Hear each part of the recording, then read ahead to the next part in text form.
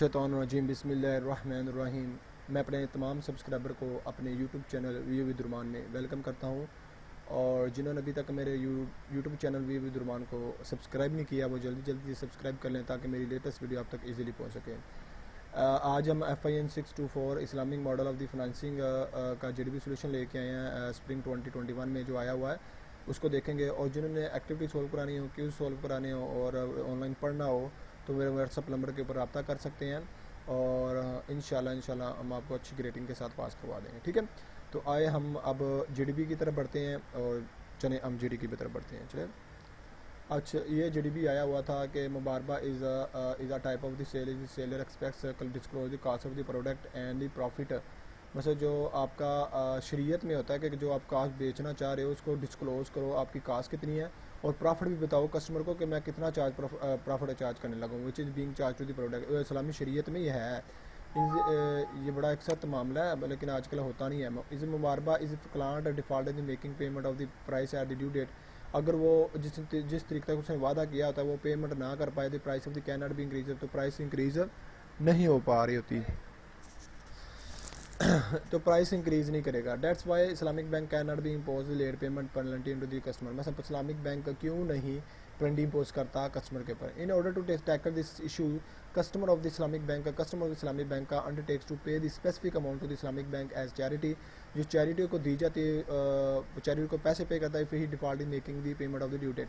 अगर वो due date के बाद जमा कराता है तो वो उसको चैरिटी के लिए पैसे देता है। Kadam Muslim judicials have the different opinion about the legality of the late payment penalty in the financial transaction.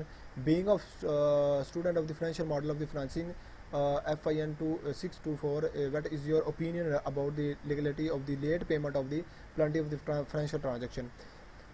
Support your opinion among agreement by the written down the point of views of the versus the Muslim judicial regarding. अच्छा, इसमें जो मैं आपको बताऊंगा main theme बताऊंगा, लेकिन मैं जो बोलूँगा ना उसके ऊपर आपने तवज्जो देनी है, उसको आपने साथ साथ लिख देना है।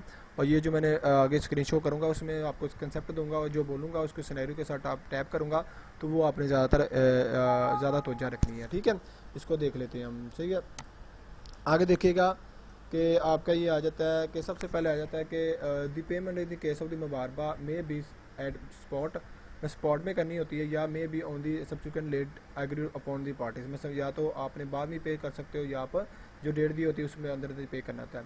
देयर फॉर मुबारबा is does not necessary employ the concept of the deferred payment. मतलब इसको ज़्यादा लंबी पेमेंट ना तक ले जाओ कि आप मैंने पे ही नहीं, मतलब डेफर्ड पेमेंट कर दो ज़्यादा लंबी। ठीक है, generally believe some people who are not acquainted with the Islamic judicials and who had the higher about the मुबारबा in only relation with the banking and transaction। और बड़े से लोग इसको कहते हैं ये बैंकिंग ट्रांजैक्शन के मुताबिक ये चलती है। लेकिन इसमें बात ये है कि उसने कहा कि अब वो जारी बात है कि वो कह रहा है कि स्पॉट पेमेंट, इसमें रिबा मतलब इंटरेस्ट शामिल नहीं होता। ये इंटरेस्ट को गैर मतलब हराम करार देता है वो बार मतलब इंटरेस्ट नहीं देता। मतलब आपने एक चीज़ बेची है, उधार पे बेची है, जो भी चीज़ सेल किया तो उसकी जो ओरिजिनल अमाउंट है वही उसने पे करनी है। ठीक है, अब रही बात अब प्लंटी की, तो प्लंटी कोई भी हम एक्स्ट्रा चार्ज नहीं कर सकते, फाइनेंशियल ट्रांजैक्शन नहीं होती है।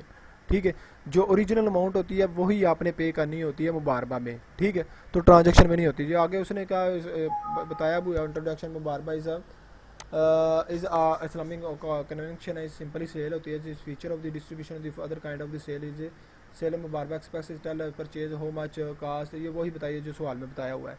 कहना इफ पर्सन है sale commodity lump price without the any reference to cost, this is non मुबारबा। मतलब अगर वो कास्ट के अलावा कास्ट में नहीं बताता उसको तो वह मुबारबा नहीं होगा। थोड़ी earning some profit of the cost में से ये भी है, ये थोड़ा इनरेलेवेंट आ जाता है, इसलिए मैं इसको बताया सिर्फ मैंने।